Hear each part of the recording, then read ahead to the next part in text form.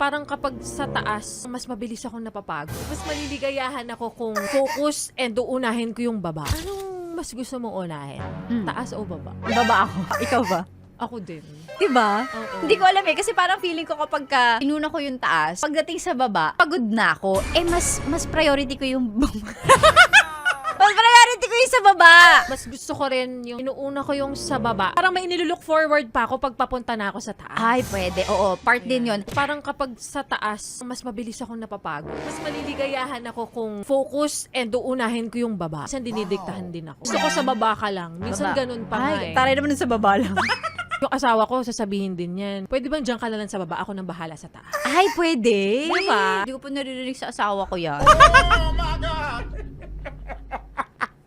Suggest mo. Oo, suggest Para ko siya patas minsan. tayo. Oo nga, kasi minsan, pag ginawa ko na yung baba, sabi niya, dito naman sa taas. Pero, ay, okay.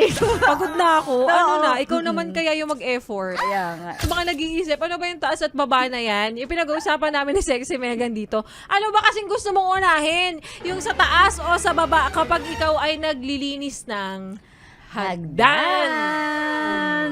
Ano pang ginagawa mo dito, ha? Sinasabi ko na nga ba eh. Solid yes friend ka talaga. Dahil nandito ka na rin lang, sige na, Mag-like at mag-comment ka na. mag-subscribe ka na rin at i-click ang notification bell. Para mapasali ka sa mga kalokohan namin.